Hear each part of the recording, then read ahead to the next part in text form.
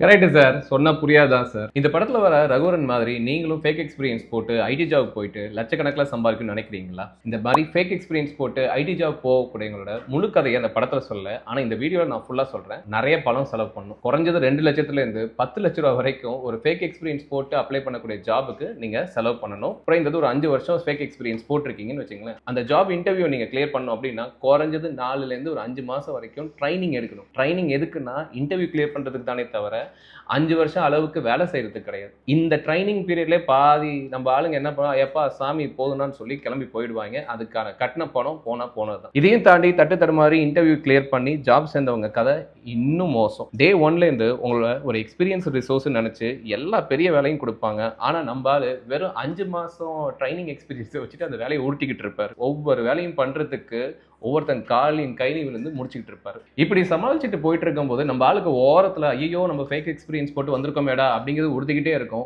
எல்லாத்துக்கும் மேல எப்படா நம்ம மாட்டிப்போங்கிற பயம் இருந்துகிட்டே இருக்கும். இந்த பயத்தாலே நம்ம ஆளால ஒரு கமிட்டட் லைஃப்குள்ள போகவே முடியாது.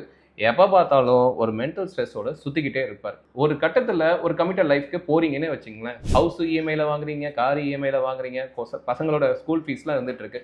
அப்ப நீங்க ஃபேக் எக்ஸ்பீரியன்ஸ் போட்டு தான் அந்த வேலைக்கு வந்தீங்கன்னு தெரிய வந்து மாட்டிக்கிட்டீங்கன்னா ஒரு நாள் இல்லை ஒரு நாள் கண்டிப்பா நம்ம மாட்டிப்போம்.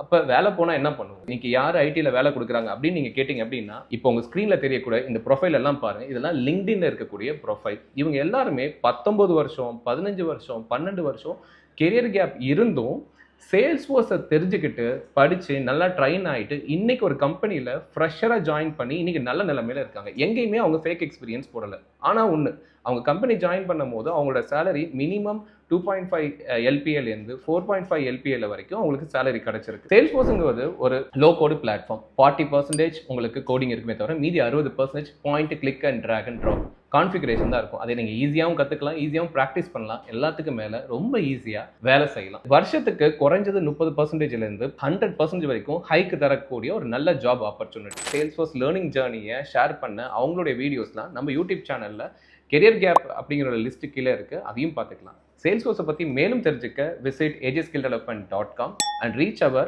WhatsApp number.